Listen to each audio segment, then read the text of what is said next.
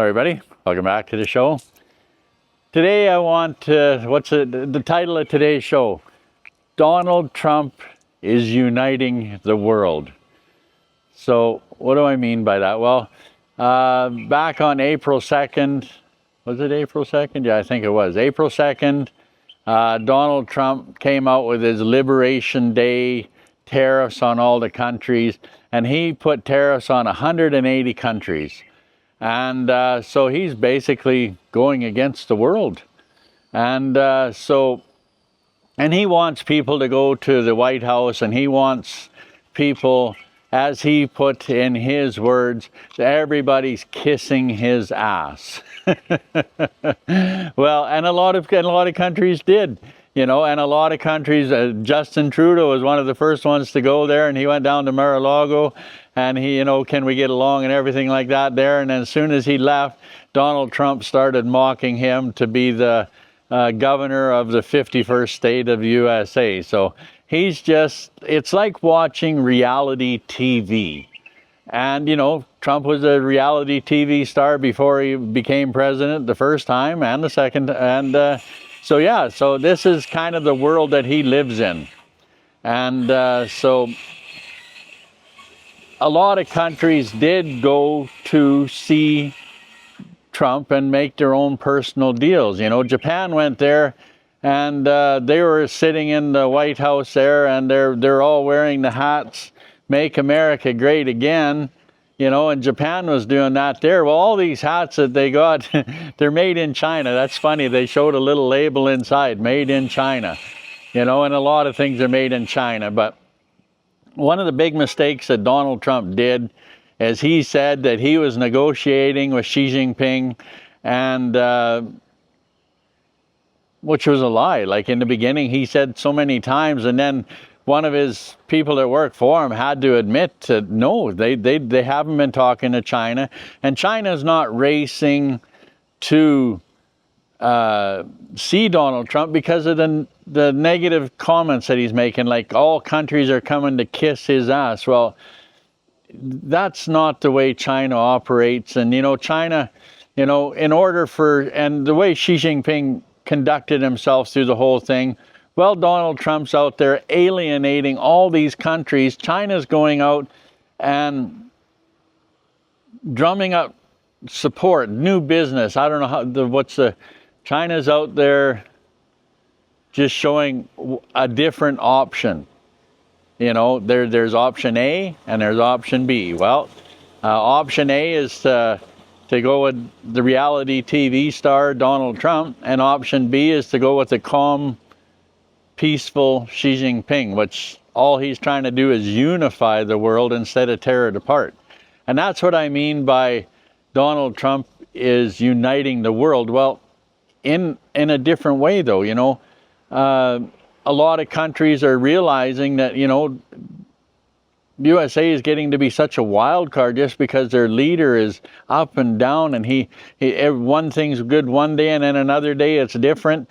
You know, one of his Congress people were talking to the Senate, or, you know, to the government there, and they're saying, "Oh no, Donald Trump, he's doing this and he's doing that." And well, really, he just tweeted out that he changed, and he left his guy hanging dry there. So, you know, it just changes by the minute there. And, you know, how can people conduct business, and how can people move ahead in the future not knowing what's going to happen tomorrow? And that's what China's bringing the world, is stability and stable, you know, just a stable plan forward. And Trump is like, you don't know what's going to happen the next day. So China did not lose face, and that's a big thing in China, losing face. You know, that the whole country, they're very big on this concept. You know, they don't. And another thing about China and U.S. USA is it owes a lot of money and it borrows a lot of money. China's a surplus country and it saves money, and USA's owes money and it borrows a lot of money. And so what option would you either go with? Option A, where you don't know what's happening from day to day, or option B, where it's a very stable working environment. And that's the way a lot of countries are going these days here. And Xi Jinping started out going to Asian countries and shoring up contracts and deals with them there. And some of the European countries are slowly coming over to work with China, because there really isn't any option. Trump wants to bring industries back into USA. They want all the factories to come there. That's just but that doesn't happen overnight. China already has everything you need here that makes most of the world go round. And I don't care how you look at it, but China's a growing economy with basically zero inflation. And compared to that's what a lot of people and countries are striving for, is stability and just to bring peace and a comfortable lifestyle for the people. I heard on a video there that the middle class Americans were around 61% last year, a couple of years ago, and that number has dropped down to 40% of America is middle class. And a few of them percentage moved up, but most of them moved down into the poor, to the not so middle class. A lot of Americans are struggling to live by day, and a lot of businesses in America are struggling just to put things on their shelves the way Trump is doing it there. He's steady stirring the pot, and not in a good way.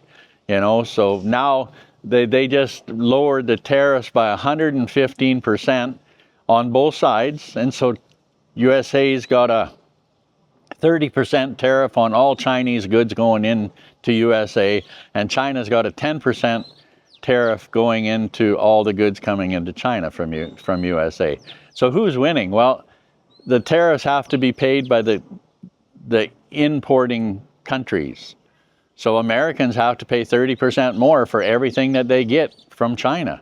And, all their Walmart, Walmart's mainly, a majority of the products they sell are from Walmart. So they're paying 30% more for this here. And for the Chinese people that are importing the goods from USA into China, they're just paying a little, 10% more for whatever goods that comes into China from USA. The Chinese people are paying only a 10% tariff on that there. So I don't know. Nobody really wins in a trade war or a tariff war like that there. So I don't know. I just had to make this video here. It's, it seems like Trump is like the schoolyard bully. He's just out there, and he seems to be more of a, I don't want to say dictator. He seems to, and his cabinet is running around scared to say anything that would offend him. And that's true in a lot of countries there, but they have to rule by them or he's going to get fired, which he's running his country more like a dictatorship than any other country in the world, I think, or close to it.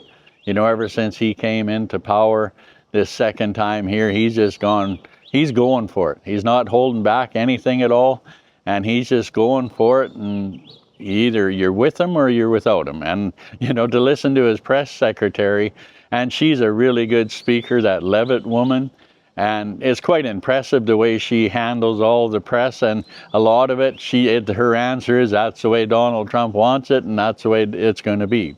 That's because Donald said. It's the art of the deal, and but I think he's bringing America down.